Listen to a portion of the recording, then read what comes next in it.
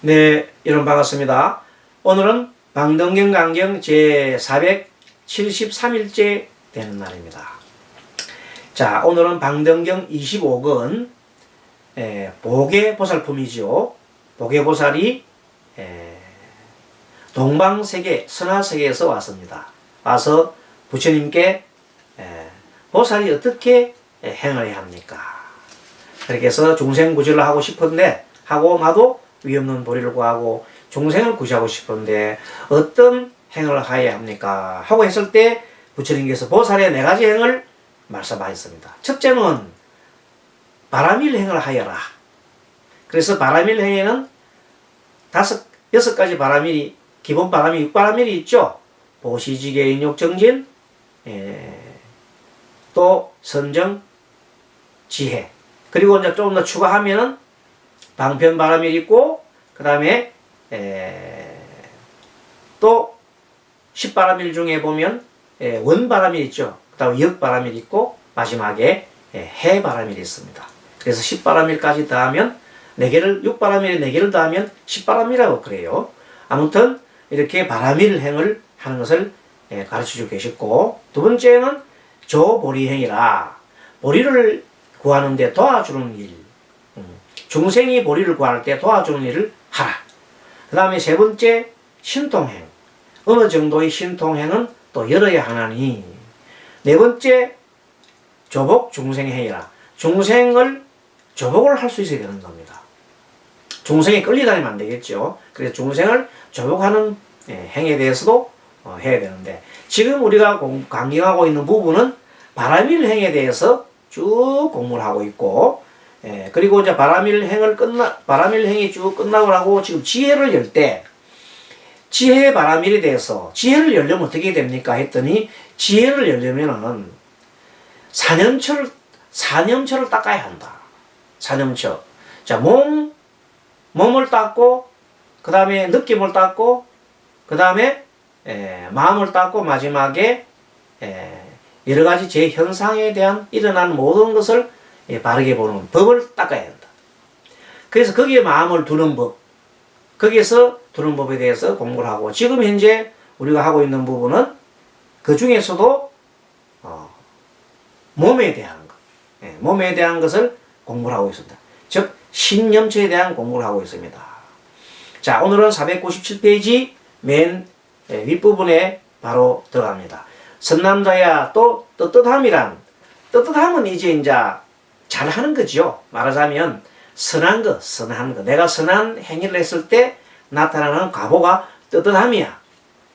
곧 떳떳함은 다함이 없고, 그 다음에 다함이 없음이란 곧 무의를 말해요. 그 다음에 함이 없음이란 곧 지혜의 행하는 것이고, 온갖 지혜의 행하는 것이란 무상무언을 말하며, 또 떳떳함이란 바로 이 허공이므로 온갖 법을 마치 허공과 같다고 관찰합니다. 이렇게 쭉 얘기를 하면 여러분들이 뭐 단어가 쭉 연결되어 있으니까 좀 골치 아프잖아요.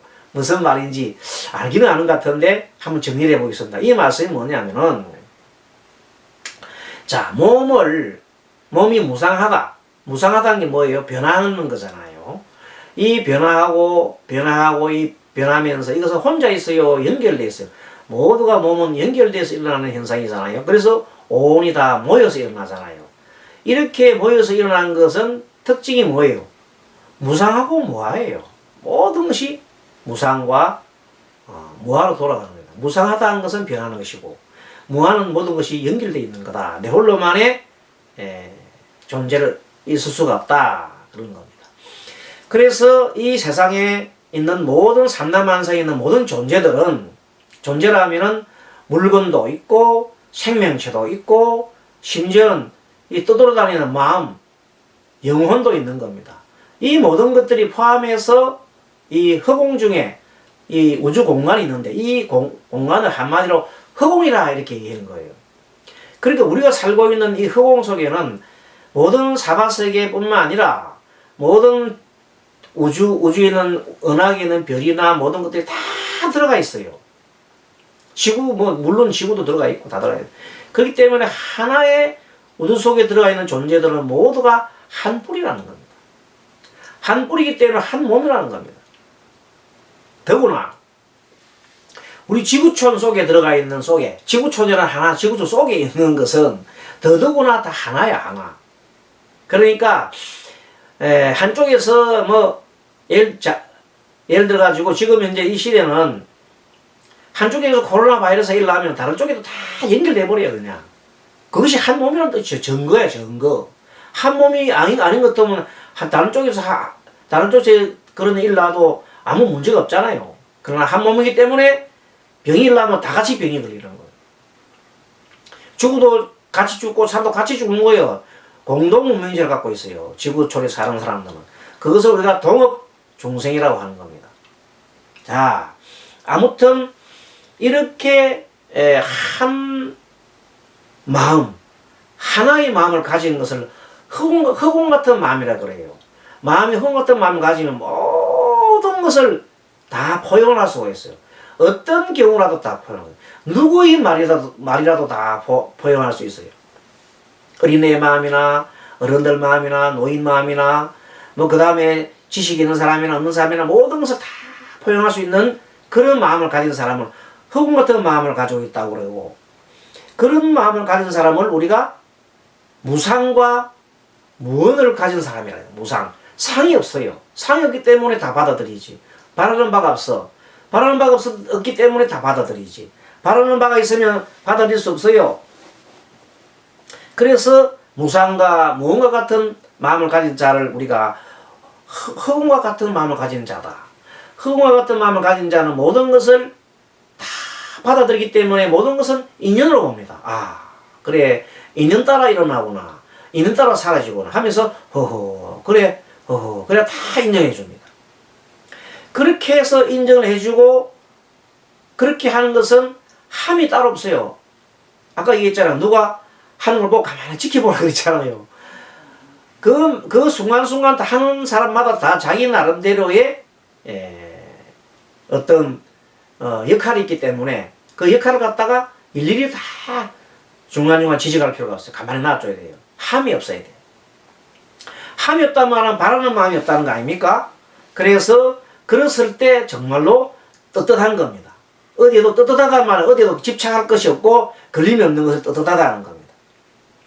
그러면 그렇게 된 마음속에는 온갖 개체들의 존재, 성품을 낱낱이 알 수 있는 지혜가 생기는 겁니다. 그것을 우리가 온갖 지혜가 행하는 곳이다 이렇게 얘기합니다. 그러면 좀 이해가 됐죠? 자, 선남자야, 다시 보살은 몸에 생각 두는 곳을 닦아서 몸에 생각 두는 곳 닦아서, 자, 그러면 온갖 중생의 몸은 필경 이 부처님의 몸이고 또 부처님의 몸처럼 법신도 그러하고 이 두 가지 몸과 같으므로 나의 몸도 그러하다고 관찰하느니라. 이 세상의 모든 이 허공 우주는 법신이라 그래요. 부처님 몸이라 그래요. 그러면 뭐 중생의 몸이 부처의 몸이요. 부처의 몸이 중생의 몸이다. 그런 마음이 있으니 이 몸은 한 몸이다. 일체가 하나다. 같은 허공 중에 있다. 이런 말이 되는 겁니다. 이것을 이르되 보살이 번뇌 없는 몸을 관찰한다 하미니, 보살이 그때 얻은 선은 그 많고 적음에 따라 다 번뇌가 없으므로 보살이 몸을 관찰할 때 일어나는 그런 마음이 일어날 때에는 그것은 번뇌가 없습니다. 다 번뇌가 없지. 이러한 법으로서 온갖 발언하여 온갖 지혜에 향하며 지혜에다 향합니다. 지혜에 향하며 또 번뇌를 없애고는 마침내 번뇌를 일으키지 않나니, 처음에는 번뇌를 없애고 더 이상 이제 번뇌를 일으키지 않습니다. 처음에는 번뇌 일어나잖아요. 번뇌 일어나면 번뇌가 일어났구나 하고 알아차림하고 번뇌 일어나면 알아차리면 계속 알아차림하다 보면 나중에 그 순간 어느 순간에는 번뇌 자체가 일어나다가 말다가 사라져버립니다. 대상과 육견이 육견을 바라보는 순간 번뇌가 딱 사라져버립니다. 일어나지 않지. 그전에는 육견을 보는 순간 탁 일어나버려요. 어떤 사람이 여자를 좋아하는 사람이 있다 합시다. 그럼 남자가 여자의 모습을 탁 보는 순간 마음의 색심이 탁 동한다 합시다. 그렇게 자꾸 하다가 아 내가 지금 색심이 났다. 색심이 났다. 자꾸 이렇게 계속 그것을 공부를 하다 보면 나중에는 여자를 보면은 색심이 일어나는 공부다. 그러면 여자를 보기를 뭘로 봐야 돼? 돌같이 보자. 맞지? 여자는 언젠가는 여자든 남자든 간에 언젠가는 무상하고 뭐하잖아요. 나중에 썩어 문드러질 해골 박아줘야 되고 나중에는 결국은 어떻게 돼요? 흙으로 가버리잖아요. 근데 거기에 대해서 무슨 내가 집착할 필요가 있겠느냐 말이야. 그렇게 생각을 하면은 부정관으로 생각한다면 나중에는 보는 순간 해골이 딱 떠오르고 그러면 그 다음에 추한 얼굴이 딱 떠오르고 그러면 더 이상 뭐가 생각 안 나냐. 그런 색심이 일어날 수 없다. 자, 그렇게 닦아가는 것을 몸에 대해서 닦는다는 겁니다. 몸. 자, 그래서 번뇌란 이른바 욕심, 존재, 무명 세 가지입니다. 자, 번뇌란 것은 뭐라고요? 욕심과 존재와 무명의 세 가지니 보살은 이 세 가지 번뇌를 분명히 알고 나서 중생을 위하기 때문에 욕계에서 태어나기는 하지만은 욕심과 번뇌에 더럽히지 않고 형색계, 무색계도 그러니라. 이 무슨 말인가 하면은 보살은 이 똑같이 육신을 가지고 태어나요. 육신의 원래가 무상하고 또 무한인 존재잖아요. 그런데도 불구하고 중생을 구제하기 위해서 똑같이 불구덩이에 들어가. 어디 들어가요? 보살이 중생을 구제하기 위해서 중생이 사는 곳으로 가야 되잖아. 중생이 사는 곳이 저작거리라. 사람들이 사는 곳이 간단 말이야. 그럼 그 속에는 연꽃이, 보살 연꽃이라 합시다. 연꽃은 진흙 속에 들어가야 되잖아요. 그런데 진흙 속에 들어가도 연꽃은 결코 진흙에 물들지가 않는다. 이 말은 아무리 중생 속에 막 중생들이 왔다 갔다 해도 그 중생의 속성에 젖지가 않는다. 하지만 그 보살은 그 중생들을 멀리 하지 않습니다. 왜? 그들을 구제해야 되니까. 그래서 아무리 그들이 더럽고 추하고 하더라도 결코 그들을 미워하거나 그러지 않습니다. 왜? 구제해줘야 돼요. 불쌍한 마음 바라봅니다. 그것이 바로 연꽃이 진흙탕에서도 물들지 않지만은 그래도 진흙 속에 살고 있는 거예요. 보살이 새 속에 있으면서 중생의 새 속에 물들지 않지만 그러나 새 속을 멀리 하지도 않습니다. 왜? 새 속은 구제를 해야 되니까. 그것이 지금 이 방등에서 가르치고 있는 것이고 그래서 이 보살의 이 사상은 정말 우리가 말하는 그 성문의 사상하고는 완전히 다르다. 성문은 나 하나만의 해탈을 목적으로 하기 때문에 그것으로서 모든 것이 끝나버리잖아요. 그렇지만 이 방등에서 가르치고 하는 보살 사상은 그렇지 않다 이겁니다. 자, 무명의 번뇌란 이미 그 뿌리를 빼야 하나니 왜냐하면 무명을 빼므로써 곧 소견의 번뇌가 없기 때문이니라. 그렇죠? 무명이 뭡니까? 밟지 못한 거 알겠어요? 네, 밟지 못한 거. 번뇌를 말하죠. 보살 마하사는 몸의 염을 닦고 나서 먼저 몸을 닦아야지. 몸의 더러움, 염을 닦고 나서 이제 몸 가운데서 나와 내 것을 보지 않고 그래서 이제 몸이 왜 내 것이 내 거와 나와 내 것이 없느냐 하면은 무상하잖아요. 무상무하니까 그 어디도 없는 허공이잖아요. 모든 것이 실다운 실체가 없잖아요. 실체가 없는데 왜 그 고집을 해요? 그러니까 나와 내 것을 보지 않고 당연히 교만을 내지 않지요. 나와 내 것을 내기 때문에 온갖 재물도 구하거나 취하지 않게 됩니다. 그래서 이제 보살은 그야말로 무소유가 되잖아요. 법정스님 아시죠? 무소유. 예, 그렇게 무소유가 된다 이 말이에요. 그리고 구하거나 취하지 않고 재물에 대하여 싸움이 없기 때문에 무쟁, 다툼이 없는 마음을 가진다. 그래서 다툼이 없는 마음을 항상 가지는 것을 뭐라고 그래요? 무쟁산매라 그래요. 무쟁산매. 무쟁산매는 바로 열반으로 가는 지름길이에요. 무쟁삼에 든다면 곧 얼마 있다가 바로 열반에 들게 됩니다.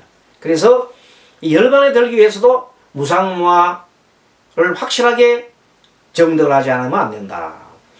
무릇 고요함이란 곧 참음이니, 고요하다 말하면 참는다 말이에요. 참는다.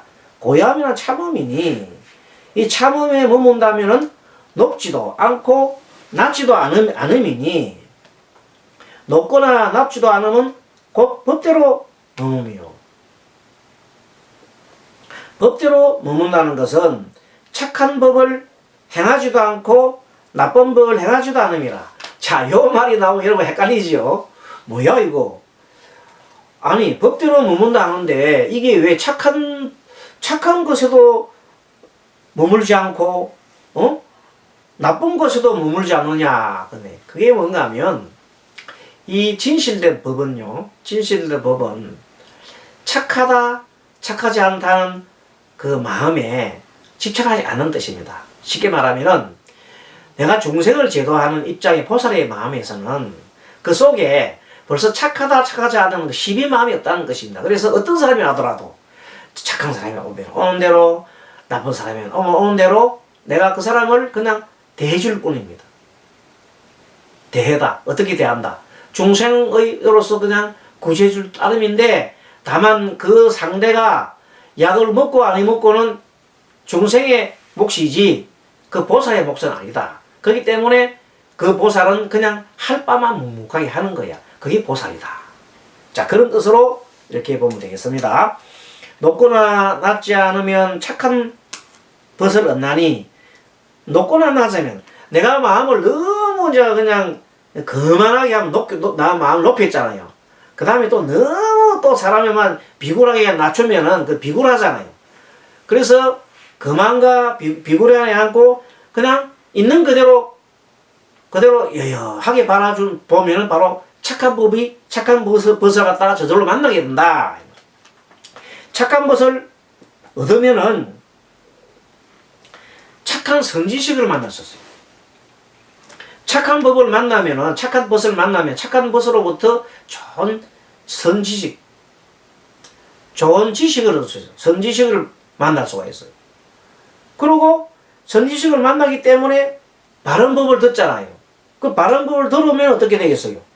그 바른 법을 들어서 번뇌의 마음을 갖다가 이제 지니지 않고 그 번뇌의 마음을 벗어날 수 있고 또 회양할 수 있는 마음을 가질 수 있잖아요. 이로써 번뇌의 경계를 벗어났다고 할 수 있는 겁니다. 그리고 맨 처음에 최초가 뭐냐면, 결론적으로 뭐냐면 마음을 고요하게 하고 참고 가만히 지켜보는 게 좋아요. 뭐를? 자기 자신을 지켜보고 몸을 관찰하면서 남을 지켜보고 자기 자신을 지켜보고 남을 지켜보고, 그럼 나의 마음을 어떻게 봐야 돼? 높여야 돼? 낮아야 돼? 높지도 않고 낮추지도 않고, 그 다음에 그렇게 마음을 고요하게 하면은, 마음을 편안하게 하면 자동적으로 착한 벗을 만나. 착한 벗을 만나니 착한 벗이 착한 법 선지식을 전해준다 이 말이에요. 그럼 선지식을 만나니 내가 그것을 벗고 또 번뇌를 벗어날 수 있는 또 법을 또 얻게 된다. 그렇게 계속해서 좋은 일이 일어나는 거죠. 그래서 이제 법에 번뇌 있는 법에는 가지 않습니다, 이제는. 그래서 번뇌의 마음을 지니가지고 번뇌 있는 법에는 가지 않는다. 그렇습니다. 이것을 이르러 모든 번뇌의 경계를 벗어났다 하느니라. 번뇌의 경계를 벗어나면은 어떻게 되느냐? 언제나 선정이 되고, 그렇죠? 번뇌의 경계에 딱 벗어나면 언제나 선정이 딱 들어버려. 선정에 든다면은 참 아까 말한 무정산매가 일어난단 말이야. 분별하지 않는 마음이란다. 그럼 분별하지 않는 무정산매가 분별이 없으므로 한 법의 조작도 하지 않고 법을 조작하지 않는다는 말은 상을 내지 않는다 이 말이에요. 한 법도 변하지 않아서 진리다운 법이라 하고, 이것을 진리다운 법이라고 온갖 법의 평등함이라 한다. 그게 처음부터 차별성을 내지 말아야 돼. 번뇌를 일으키면 차별을 놔야 돼. 착한 것, 악한 것에 집착하고 저러면 착하고 저러면 나쁘고 이렇게 구분하는 순간, 차별상을 내는 순간 마음의 번뇌가 일어나고 그런다. 그러면 마음이 고요하지 않지. 마음의 고요가 일어나려면 착한 것, 악한 것을 다 버려야 하는 거예요. 그래서 바로 이렇게 평등한 마음을 일으키면 그것을 보고 우리는 마음이 평등해지면 바로 무쟁삼을 얻는다. 다툼이 없는 삼매 경지에 든다. 예. 그렇게 되면은 온갖 지혜를 갖다가 성취할 수가 있습니다. 그렇게 그 정도 되면 지혜가 지혜를 성취할 수 있습니다. 한쪽을 치우치지 않고 뭘 얻었다? 중도의 마음을 얻었다 이 말입니다. 중도의 마음을 얻는 순간 중도의 지혜를 얻는 겁니다. 자, 이렇게 선남자야 보살 이와 같이 몸에 영하는 대상을 관찰하면 참 몸 하나 영하는 대상을 관찰하고도 이렇게 법의 평등성까지 일으키는 겁니다. 그래서 과거에 우리 부처님 당시 아란들이 많았잖아요. 아란들 많았을 때 아란들이 어떤 사람은 호흡법으로 아란이 되었고 호흡 하나로 아란이 됐어요. 그 관찰 잘해가지고. 어떤 사람은 지금처럼 몸 하나만 잘 관찰해도 아란까지 갔습니다. 그 말입니다. 자, 그 다음에 이제는 신념처 끝났으니까 수념처에 대한 공부를 할 텐데 요 공부 조금만 하겠습니다.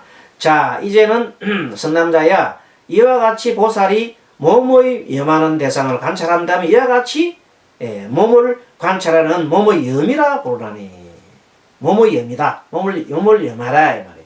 그것이 신염처다 이 말이에요. 염자죠. 신염처다.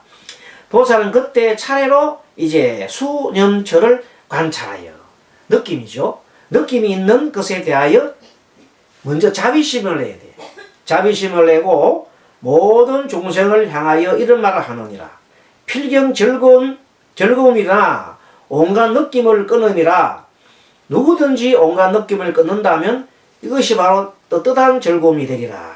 그러니까 필경의 즐거움이라는 것은 온갖 느낌을 다 끊어내야 돼. 누구든지 온갖 느낌을 끊는다면 이것이 떳떳한 즐거움이라. 자, 요 느낌에 대한 것은 파트가 또 다르기 때문에 이제 다음 시간에 자세하게 또 강경해 보도록 하겠습니다. 오늘 여기까지 하고 마치도록 하겠습니다. 여러분들 무더운 여름 건강관리 잘 하시고 또 다음 시간에 뵙도록 하겠습니다. 오늘 내용은 어렵지 않지요?